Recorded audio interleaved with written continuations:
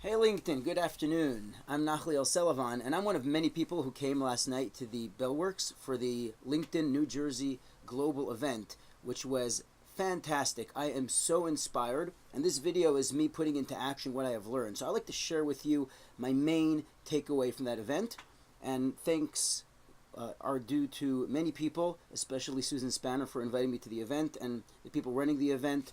So Jamie Benizri, Berel Solomon, Avi Diena, and the other people. I can't remember all your names, but thank you so much. It was a very inspiring event.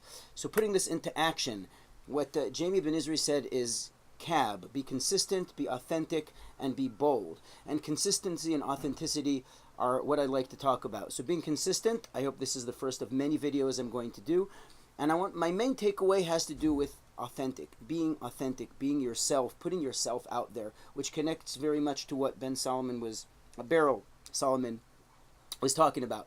Berel was talking about showing yourself, your human side, and the personal connection, that being the way business is working now in the 21st century. And I'm a big believer in that as an educator, as well as a tour guide in museums. So I'd like to share with you two stories and connect it to the takeaway that I got from this event, and I hope that that will be inspiring to you as well, to believe more in yourself and to be authentic, because that's what we all really should be doing, right? Being ourselves, because that's the one thing we are best at and nobody can do quite like us. So I am a museum guide. I'm an entrepreneur. I connect Jewish history and Tanakh and Bible studies together with museums, and I do this in a very unique way with humor and with media and ideas, etc. And this is something that really developed. It didn't come from scratch. It has a lot to do with where I come from and my upbringing and my education and my outlook on things. So it's really about who I am. I saw a very influential YouTube video by Simon Sinek where he talks about people are interested not in what you do, but why you do it. And he points out, for example, that is how Apple is such a successful company, because they talk about what they do, and here's how they do it. I happen to be creating a user experience that helps you do whatever, etc. And we make computers. So I'm going to link that in the comments below. Please take a look. I'm going to be putting a lot of links and ideas. So the two stories are about a year ago, during the summer, actually it was a year ago exactly, in June, I gave about 20 tours at the Metropolitan Museum of Art between June to the end of August, and I brought hundreds of people there, and that was a critical move in terms of my development as a guide and getting it out there so people know that there are these tours. And one person, a friend, an older person who I invited to my tour, came on tour, and after an hour of the 2 hours of the tour, he came over to me and he said, "Nachliel, I gotta go." And he looked so suffocated, like he was suffering. And I was shocked, to be honest. Nobody ever walked out on me on my tour. He walked out. Now, I've had people give me all kinds of feedback, but this was unexpected. So fast forward a few months, I'm sitting in the Upper West Side with some friends, and I see this guy walking down the street. So I told my friends, hang on, I got to go talk to this person. And I go and I call him and I say, hey, thank you for coming to my tour. I've been meaning to follow up with you, but I've had hundreds of people on my tour, and not everybody liked it, but nobody ever walked out on me or looked like they were suffering so much. What was it about my tour? Please tell me. And he said, look, Nachliel, I don't want to hurt your feelings. You're my friend. And I said, listen, I need to know. Please tell me, just give it to me. And he gave it to me. He nailed me.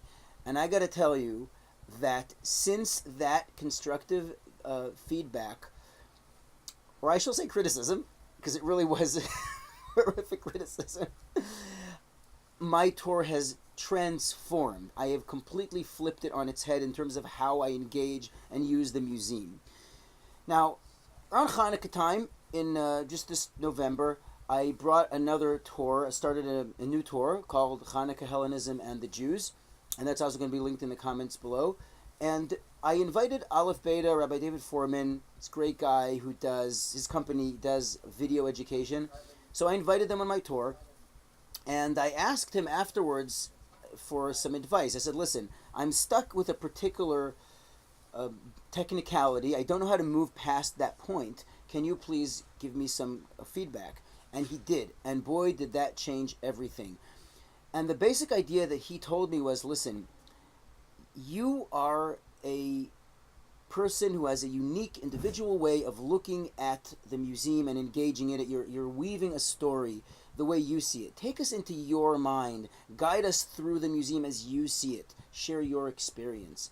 And after that, my tours just exploded. They completely changed. That advice on be authentic, be yourself, as well as being open to criticism and to being vulnerable to that, because that's really being yourself, is being vulnerable, just completely changed how I was able to approach any museum I go to now. And that helped me create the Passover Ancient Egypt tour, which exploded. Hundreds of people came on that tour. There was an article in the JTA, which I'm going to link as well. And this new Four Kingdoms tour, which I just debuted and did it was a great success. So all of that was possible because I was being myself, and I was willing to accept that my best product is who I am and why I do what I do. And that is really all it is. It's not about the academic. It's not about the impressing people with what I know in books and facts, because there's people who do that a million times better than me. I'm not a professor. I'm not a docent. I'm not a curator. I'm just a guy who loves bringing Jewish history to life through artifacts, through art, through humor, through engagement, through learning. And I just take people into that story that I create, and that has been the greatest success. So my takeaway is be authentic, be yourself, be vulnerable, be willing to learn, to get criticism so that you can be yourself and be better at being yourself every time.